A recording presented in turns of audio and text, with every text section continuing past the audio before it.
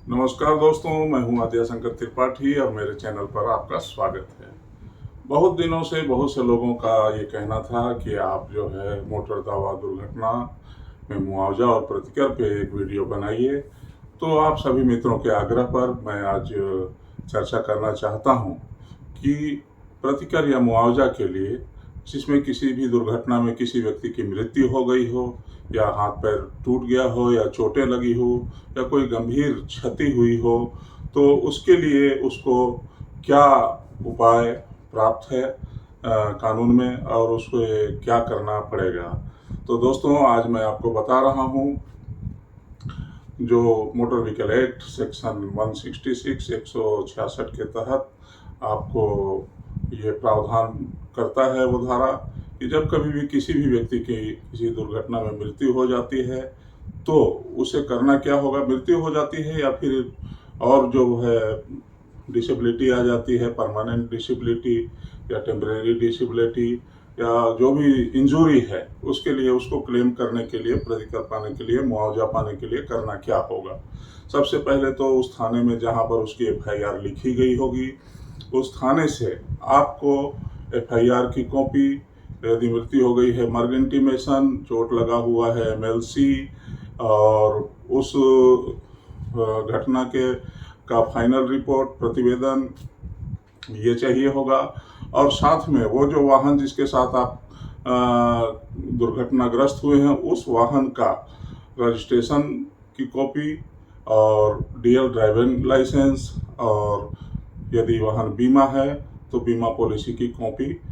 सत्य प्रतिलिपि आपको उस थाने से मिल जाएगी। यदि थाने से नहीं मिलता है तो निश्चित तौर पर फाइनल रिपोर्ट और जो चालान प्रस्तुत थाने वाले कोर्ट में करते हैं मजिस्ट्रेट के समक्ष, वहाँ से आप उसकी सर्टिफाइड कॉपी ले सकते हैं। और लेने के पश्चात इसको सुनवाई का क्षेत्राधिकार जो है जिला जज के पास है, अतिरिक्त जिला जज के पास या फिर जो अपर जिला जज के पास है। और ये इनके पास पदेन जो है ये अभिकरण के रूप में, हित प्राधिकारी के रूप में मोटर दावा दुर्घटना मुआवजा से संबंधित मामला सुनते हैं। तो इनके समक्ष एक साधारण सा प्रारूप है 166 का, उसके तहत आपको एक आवेदन पत्र प्रस्तुत करना है। उस प्रारूप में घटना का दिनांक होता है, मृतक की आयु होती है, मृतक क्या करता था, वो क्या रोजगार करता था, कितना कमाता था, उसके उत्तराधिकारी कौन कौन है, इन सब चीज़ों का उसमें विस्तृत रूप से उल्लेख करना होता है। और घटना किस प्रकार से घटित हुई, ये सारी बातें उस प्रारूप में देनी होती है, जो बहुत ही कठिन चीज़ नहीं है। किसी भी एक वकील से आप संपर्क करेंगे तो आपको ये प्रारूप में भर करके उस आवेदन पत्र को, जो दस्तावेज मैंने शुरू में बताया, एफआईआर की कॉपी, एमएलसी, मार्ग इंटीमेशन और जब्ती पत्रक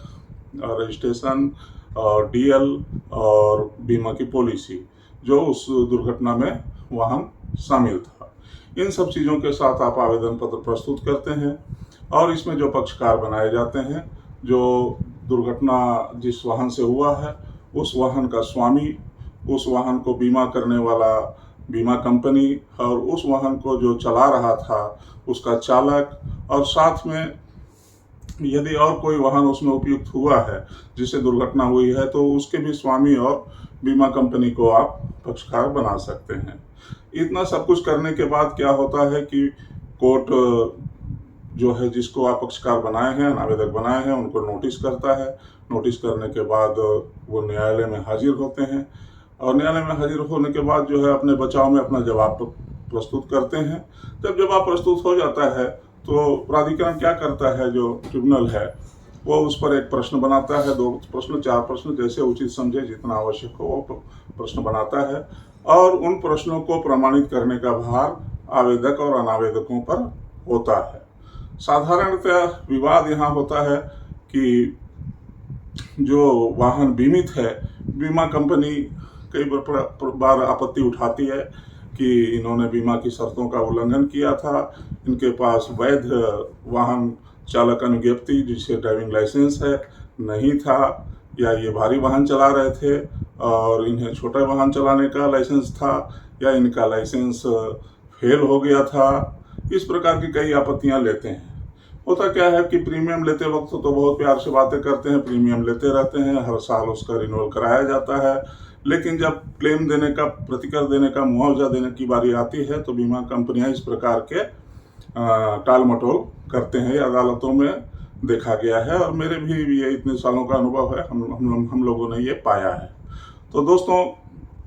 इसमें सबसे महत्वपूर्ण चीज़ ये होती है कि जो मृतक है वो मृतक का आय कितना था, वो सालाना कितना कमा लेता था, इसके लिए उसको एक प्रमाण पत्र, चाहे वो सर्विस में है तो जाहिर से पे स्लिप होगा उसके पास, बिजनेसमैन है तो रिटर्न भरता होगा, वो है या कहीं नौकरी करता है तो उस जिसके यहाँ नौकरी करता था होगा उससे सर्टिफिकेट लेना होगा। इस प्रकार से एक इनकम का जो उसका सर्टिफिकेट है वो देना आवश्यक होता है। इससे सुविधा होती है उसके आय का गणना करने में, और उसको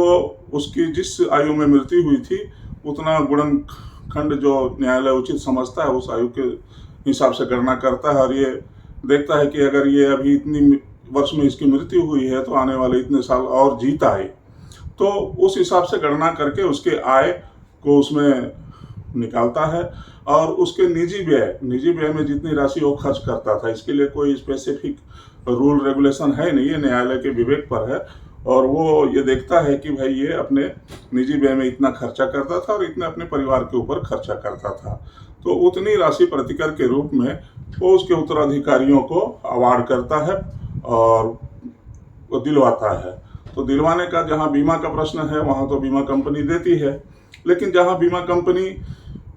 जहाँ आपने बीमा नहीं कराया है, आपका बीमा फेल है, ऐसी स्थिति में होता क्या है कि ये पूरा